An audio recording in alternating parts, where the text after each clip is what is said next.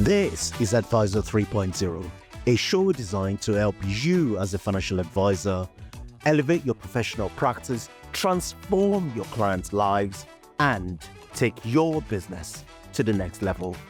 I am Abraham Okusanya. Welcome to the show. It's the destiny of every business owner to exit their business one day. There is the saying, you will exit your business. You would either be walked out, kicked out, sell out, or be carried out.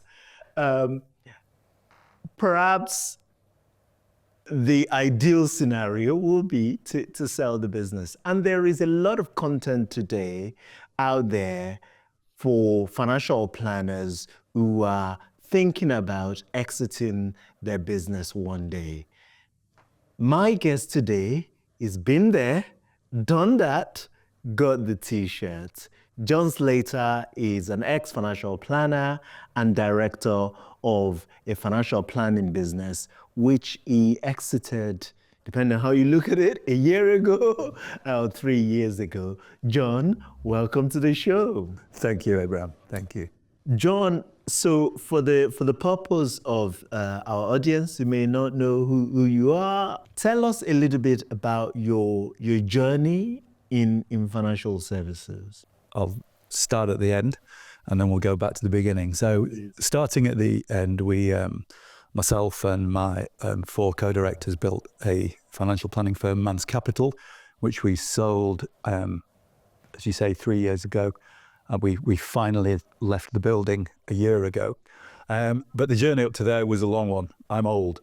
And it started back in, my first job in financial services was in the late 80s as an appointed rep of Friends Provident, another of those names that's disappeared into the annals of history, for a firm called Ensley. I don't know whether Ensley still exists as a student insurer. I think they probably do as an insurer rather than any kind of financial services stuff.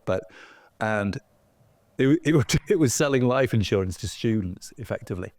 That was a baptism of fire. But we had a fantastic time doing that. It was challenging, but it was a load of young people, and as a group we had a great time.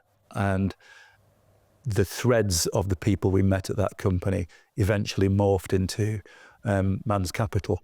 In the 3 of us were at Ensley in the beginning. And Manse Capital was a great financial planning firm. You know, I remember a few years ago coming across you guys, seeing the great work that you do.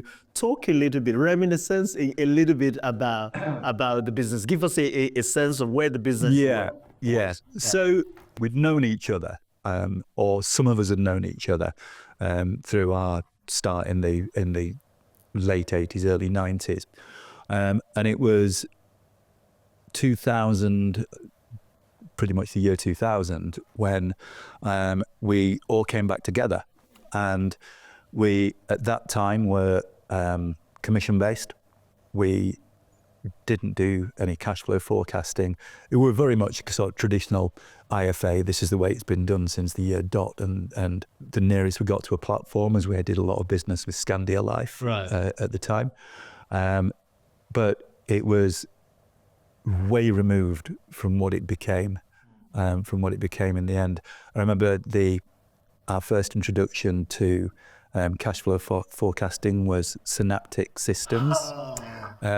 Again, I don't know whether Synaptic's still about, and we went through various iterations, including one that was built by the guys who set up the business in the first place. We used Truth as a cash flow forecasting system, but right at the beginning it was Synaptics.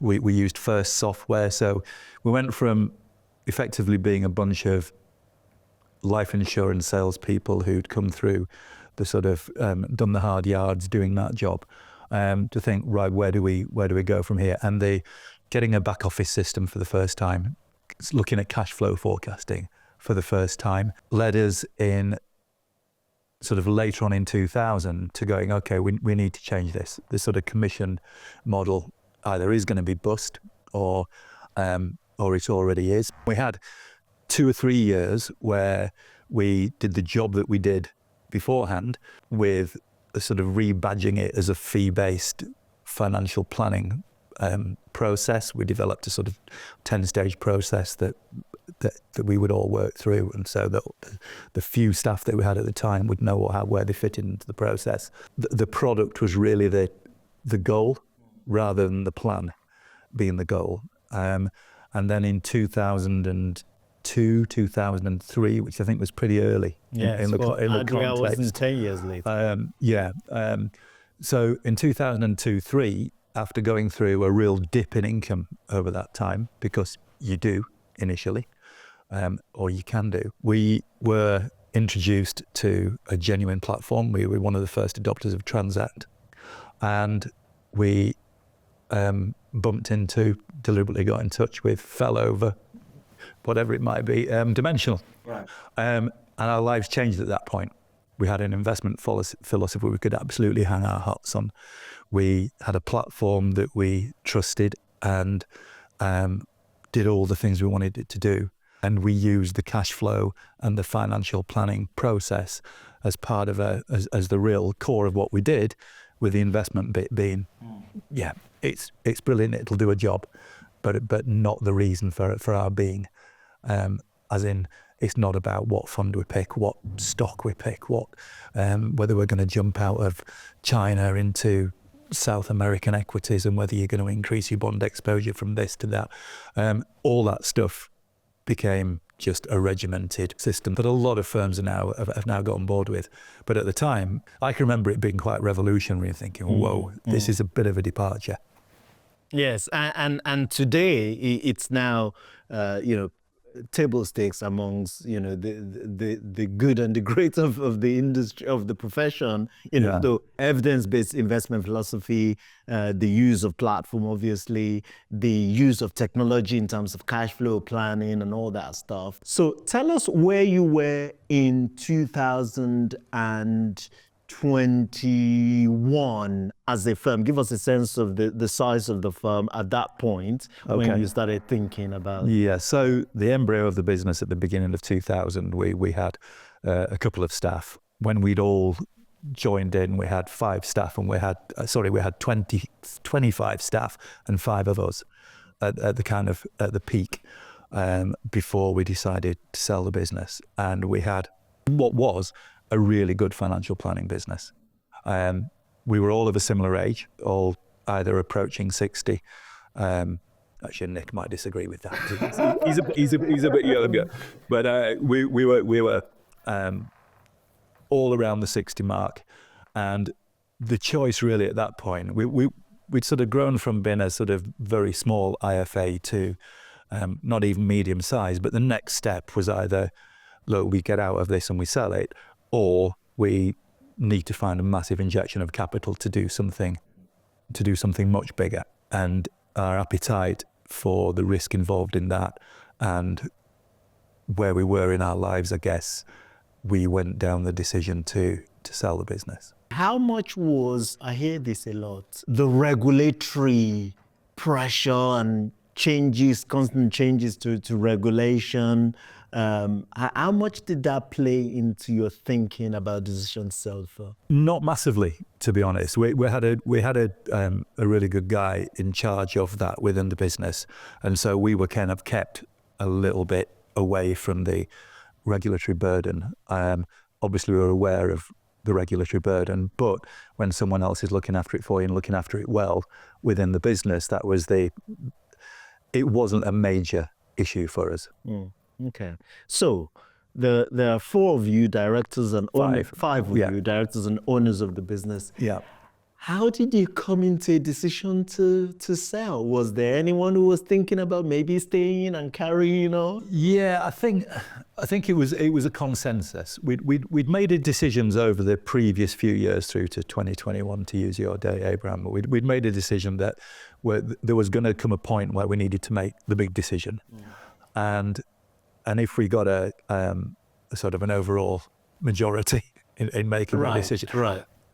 In the end, I'm pretty sure that we all agreed that it was the right thing to do. If the if the price was right and if the values of the company who bought us and the process and how are our clients going to be looked after was massive to us. And I know that it sounds like a bit of a cliche and it sounds like, oh yeah, I bet you did. But we genuinely, that was our biggest concern, was what's the business going to look like when we're gone? And are we going to be all right financially when we're gone? Of course, the pounds talk. Yes. Yeah. Okay. So let's talk about that. Broadly speaking, how did you approach that process? So you've made the decision. Now you want to go about selling. How did you approach that? Did you appoint some sort of Yeah, we did. broker? Right. Yeah. So we appointed Rob Stevenson of Kingmaker, and Rob came up and did plenty of DD on our firm. And this was a couple of years before that, and said, okay, these are the things that you need to get straight as a business before you even think about taking this to market, as it were. And it wasn't just about profitability, it was about systems and process and the regulatory stuff, and making sure that where a firm came in who did want to buy us, they would look under the bonnet and they would find a fantastic firm. We always thought it was fantastic, but was it as fantastic as we thought it was in terms of what an acquirer would want? And so we spent a period of time where Rob kind of kicked us into shape, or helped kick us into shape. We had to agree to that, obviously. And during the sort of back end of that, probably a couple of years of process, we started with a long list, and which was basically, this is every acquirer of UK businesses. And then that was shortened down to quite a short list, and then it was down to a very, very short list. And we ended up finally with a decision on who the acquirer would be. Yeah. So how long does it take? There's also, quite broadly speaking, in your mind, that preparation process. Yeah. Even with, Rob, a great consultant in this space, how long, how much? We were probably a couple of years with Rob. And I would say that for firms wanting to set off on that journey, even if you set off 5 years out, right, you're not going to be going too early. I think there is so much to do in terms of, because it's not just about setting your business up in the right way, it's then taking the time to understand who are these people who are buying us, and do you really want to get into bed with them? Do you really understand the potential outcomes? And whatever any firm is going to tell you, it ain't going to be the business that you've got now. Right. It's not going to be. Yeah. And I don't, every single consolidator, or even a sort of a slightly bigger IFA business or financial planning business buying a slightly smaller IFA financial planning business, there are going to be problems. It's never going to be the way you did it or the way you want it to be done. Your values might, on the face of it, look like they're aligned. The way you deal with clients might look aligned, but you've got to be really, really careful. And there's a lot of talk, now in the profession about internal sale, management buyout. If you are the next generation of people, employee ownership. There's employee ownership being talked about. Yeah. How did you rule out those options, and how do you think about them more broadly? Yeah, we went through all options, and we went through these with Rob as well as internally. We probably looked at the options internally probably before we engaged Rob, and then Rob helped sort of clarify and sort of confirm our thinking that it was the people within the business at the time weren't massively up for that. We probably could have gone a little bit further into some form of employee ownership, but for a variety of reasons, in the end, we decided that we wanted to draw a line. So we weren't somehow tied to the business for longer than we wanted to be. And I think that was probably the ultimate driver, was that somewhere here, there's got to be a line in the sand where we see our work here is done. Yeah. It's interesting. And that's what I hear the most, that two things. If the five of you were about this similar sort of age and were broadly looking to exit at the same time, it becomes incredibly challenging. And the second point was that point about I don't want to be quote and unquote, tied into the business for another 5 or 7 plus years, depending on how the deal struck. We'd taken on 3 guys straight from university who we trained in our, call it brainwashing. Trained in our kind of, in our image. And so we'd prepared the ground for us to be replaced within the business. We had a power planning team and an admin team that was absolutely fantastic. And so in theory, we should have been able to kind of evolve that business and slowly sort of step aside over a period of time. But due to a combination of what the senior staff wanted at the time and what we wanted at the time, that didn't happen. Should it have happened? Could it have happened? Maybe, maybe not. Yeah, because later should have. We'll never know. Yeah, we'll never. Coulda, shoulda, woulda. Right. So then I'm assuming here that Rob, once you've narrowed the list to, I don't know, say 5 or 3 or whatever, Rob will then, approach this potential acquirers on your behalf. You'd engage with that. Did you get multiple offers in? Yeah, we did. And the really tough bit is you can look at a potential acquirer's website, you can do your financial DD, you can look at the sort of the big picture, who are the people involved with this business. Well, what we couldn't do, and maybe we should have tried a wee bit harder, it's really difficult to get into the nuts and bolts of what the values of a firm are, how each because if you've got a firm with 100 advisors or 200 advisors or 500 advisors, you're going to have 200, 300, 500 different ways of working. Whereas within a business with 2, 3, 4, 5, 10 advisors, you can work to a process that basically everybody adheres to. You have the same investment philosophy, use the same cash flow forecasting tool. Your planning process is exactly the same. So whether a client goes to your guy in Leicester or your girl in Newcastle, you're going to get much of a muchness. You're not going to get that in a big business. And it's so difficult to, well, I would say it's impossible to look at any bigger firm and sort of find the lowest common denominator. And then, do you want to be involved with a firm where some people are doing it this way, whereas there's some people doing it that way, which is much more aligned to the way you've done things. The only thing you can guarantee is that it's going to be very, very different to the way you brought up or developed your own business. Yeah, and it's challenging for these businesses because they might have bought, 100 different advisory firms and try to merge them. It's an insane amount of work to get any degree of consistency. Absolutely. If at all. Yeah, I know, so I understand that. Okay, so you get the offers in, and then you decide who the acquirer was going to be. Yeah. So give us a sense of, the high-level sense of how the deal was structured. So you accept the offer that you've been made? Yeah, so there were several meetings. Sometimes it was just 1 or 2 of us were at the meeting. For a couple of meetings, we were all there. And we spent a lot of time trying to get to the bottom of what does your client proposal, your client proposition look like? Can we continue to do the things we're doing at the moment, at least until the end of the earn-out? Because what we want to see is a kind of a handover at the end of the earn-out period where a client just goes, that's cool, I'm happy with that. That obviously, on an individual basis, depends on who is replacing that individual at the time. But the meetings we had were, from our point of view, were centered around what are we going to do in our day job with our clients day 2? And the general gist of the deal was, look, for the 2.5 years of the earn-out, just continue doing what you're doing.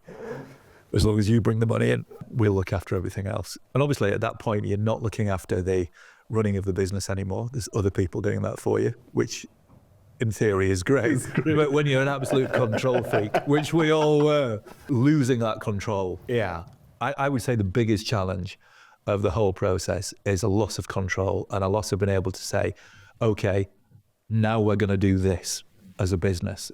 And somebody telling you what to do after spending 20 odd years deciding what to do is a challenge. It's always going to be. Yeah. And the structure of the earnout broadly is what, you get a third of the money No, upfront? the structure of the deal was 60% upfront, Right. and then 18-month period for another 20%, and then another year for the remaining 20%, all based upon whether we hit the numbers we were supposed to hit, which we did, despite there sort of been a difficult bit of market in that time. And so the sort of financial part of the deal was absolutely not a problem. Yeah. We accepted a number that we thought was fair value for the business that we had. We received the funds on time, and we've been able to walk away and go, thank you very much. That everything that you guys said you would do, you have done on the financial side, certainly, yeah. And in that 2.5-year period, obviously you've got to go to the clients, Yeah. tell the clients that you're now moving on, and I assume hand them over to another planner. Yes. Talk to us about that process. Okay, so, and obviously this is going to vary acquirer to acquirer, but the way they pretty much let us get on with it certainly for the first year and a half, for the sort of first section of the earnout, I guess, in that we told our clients what was happening, but obviously we could reassure them that for a period, you're still going to be dealing with me, you're still going to be dealing with the same staff in the office, and everything was pretty smooth. We had issues over investment philosophy because an acquirer isn't going to be so committed to the evidence-based proposition that we had. And whilst you could sort of piece together from a recommended panel, something that was pretty much like what we had, and part of the agreement was that during the earnout period, our portfolios that we'd built over time, which looked very similar to those portfolios could be continued and would be continued. The platform would be continued. And so there was really, from a client point of view, other than knowing that we were going to exit the business in 2.5 years' time, from the time they got the letter at the point of sale, nothing really changed. And I think it was only in the last probably 6 months, and I would say that if I've got a criticism there is that the handover didn't start soon enough. I think we would have all have liked to have accompanied the new advisor for maybe at least a couple of reviews. So there's a sort of much more comfort for the client in, this is who you're going to be dealing with, but you've still got me, and let's talk about this one. And that was a little bit last minute. So that was quite challenging. I think we had between us had a different experience of who was following one of us. Some really good, some not so good. I think that's such a challenge as well for a consolidator who is growing really, really quickly, which tends to, when you're sort of private equity backed and you've got to grow the business really quickly, you can find that the numbers of clients grow exponentially compared with the number of advisors and staff there to service those clients. And I think it's a real challenge to keep all those plates spinning for the acquirer. And these are my words, not yours, but I see this as one of the biggest challenges for consolidators generally, in the sense that you've been doing this for 20 plus years. You've gone through all the different journeys, ups and downs, and built a business, got your journey to Damascus. In terms of the evidence-based investment philosophy, cash flow modeling, all that stuff, right? Yeah. The client ends up with, the highest quality of advice, right? Because of that experience. Whereas then you're handing them over to admitted, probably, highly qualified advisors, but they haven't got the same high level of experience and expertise behind them. And then added to that, I don't know what your number of clients that you were serving was, but you were in control of how many clients you take. Yeah. Whereas these younger, less experienced advisors are now being asked to look after, I don't know the figure. Twice as many. Twice as many clients. Yeah. It's really challenging. And I look at the stats in terms of, it's not like there is massive amount of younger advisors coming in, even with the consolidators building the different academies and trying to do the best that they can to bring new blood into the profession.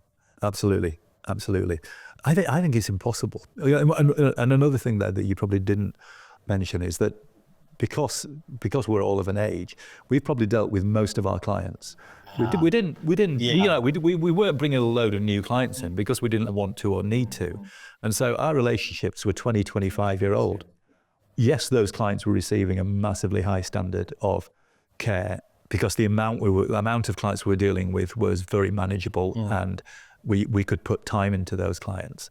But they became friends, and to suddenly have somebody new sat in your living room saying, "Okay, I've taken over from John, Nick, Simon, Bob, Carl, whoever," must be really unnerving for a client. I don't know how you get over that. You can't, I don't think. How did you resolve the conflict or in terms of the difference in the investment philosophy side of things? Where did you land? A lot of arguments about it. A lot of arguments. And because we'd become evangelical about the whole thing. And I think people who cross that bridge, Baptized into the church of dimensional, you mean? once you get baptized into the church of dimensional and you're in there, you don't want to go to a different church. That is your church forever then, isn't it? And because we're so committed to it, I think they found it really difficult to understand why anybody would be so committed to an investment philosophy. And we would just go, well, look at the numbers. It works. We've done this for 20 years and it works. And it keeps working. And even when the SH1T hits the fan, it's still working. Yeah, but we don't like them because this, and they're not this. That's not we, and show me the evidence, kind of thing. And I know that I think, unless things have changed since we left, they did adopt, albeit with sort of some tweaks, the portfolios that we built as being acceptable to all the advisors within the firm. And the feedback I'm getting from clients is that, things haven't really changed much. This is my former clients, obviously, that things haven't changed a great deal. And I've had no real expressions of dissatisfaction. I've had an odd mumble, it's not like dealing with you. But I just take that as a personal thing, not as a professional thing in a way. Right. So you've gone through the process. You left a year ago now? Yeah. Is it everything that it's cracked up to be, that you thought it would be? The sale process or the exit? Yeah, the exit. So I think all of us when we left were, and it really goes back to this, we're not in charge of our own destinies anymore. We want to get out, and we couldn't wait to get out at the end. And now we're all out, and some of us keep in touch more than others. We all do keep in touch, but there's a few of us keep in touch more than others. And I think we're all in a slightly different place in terms of I'll talk personally now because I can't talk for the other guys, but I said I'm going to leave this a year, see how we go before I decide what I want to do next. And it's now a year, and for the first time over the last month or two, I've started to get a bit twitchy, a little bit bored. I'm involved with a lot of stuff sort of socially. I'm the chairman of the local cricket club. I'm involved with the rugby club. I go and watch Leeds United. I do quite a lot of stuff outside of my work, and I always have done. But those winter's days need some filling in, I think. And so it's now time to start thinking about what I want to do. And I genuinely thought that I wouldn't want to do anything, but I do. Yeah, when we left, I had no intention of jumping into work straight away and thought that may continue, but I think really that I'm going to do some work. So you still are, you were a financial planner. Yeah. A big part of, a financial planner's job was helping clients prepare for this type of big change, retirement in their lives. Yeah.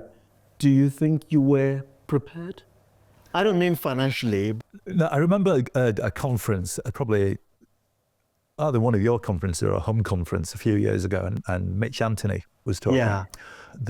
The new, was it the new retirement? Yeah, the new retirement, or it must be Paul Amson's conference. Yeah, Paul Amson's conference. Yeah, it was Paul Amson's conference. And I remember Mitch basically came out with the phrase that from that moment onwards, I use with my clients, is that you need two things for a successful retirement. You need a purpose to get out of bed in the morning, and you need enough money to help you sleep at night. And I think that's a brilliant sentence expression. And most of the year, I think I have purpose. But for the last month or two, I think I need more purpose. So it's been a good experience, but it could be a better experience if I start to fill that time in. I would say that and as I say, we talk to clients about that every day for years and years and years, but it doesn't necessarily mean that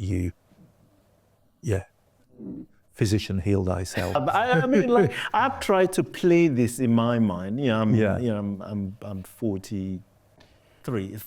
I forget my age sometimes. Yeah. I don't look it, or peng and that. And I just think to myself at 60 or whatever. Yeah.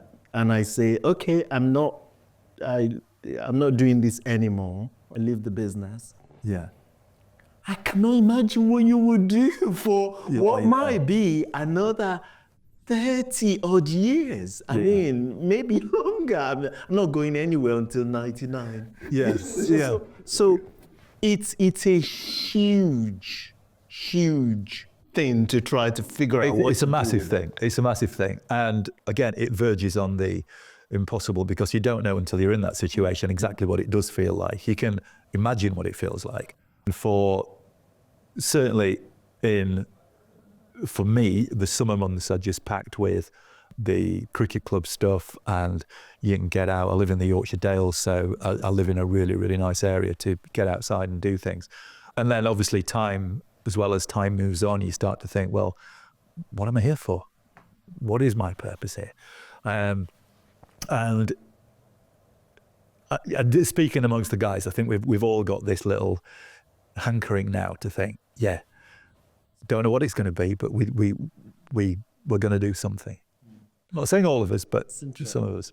What was it that you found the most surprising about the process of, selling, retiring? What was it that you found completely different than what you thought? How difficult it would be to be told what to do.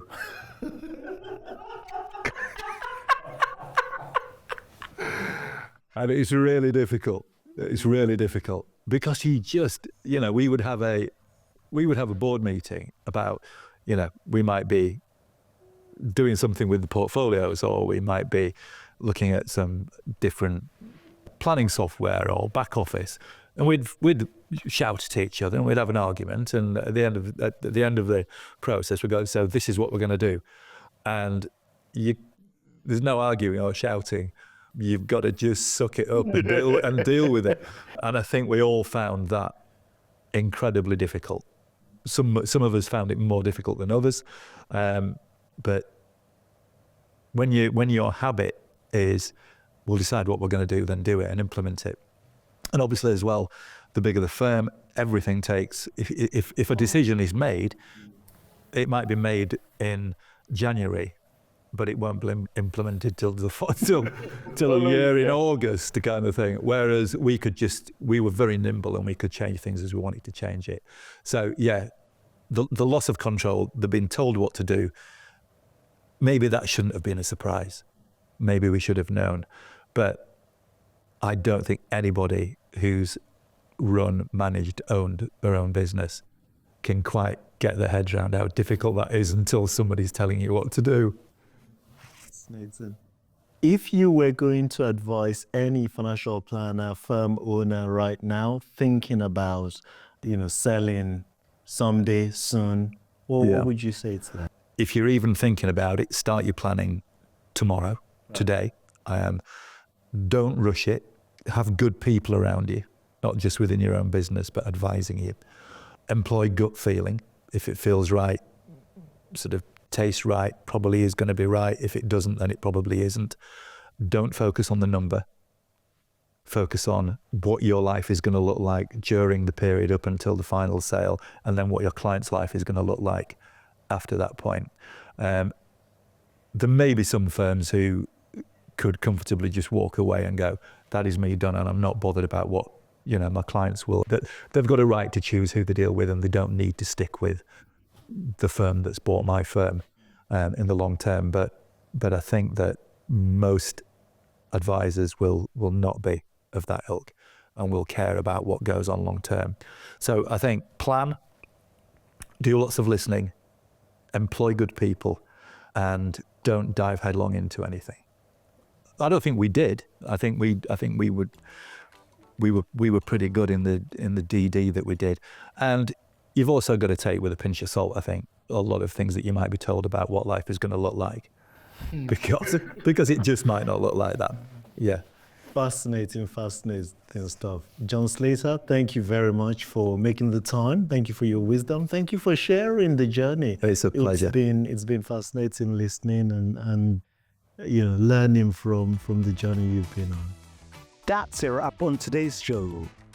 Massive thanks to my production crew, especially Jake Osha, Melissa Canham, and the entire team. And of course, to our sponsor, Timeline, the market-leading provider of integrated planning technology and model portfolio service to advisors.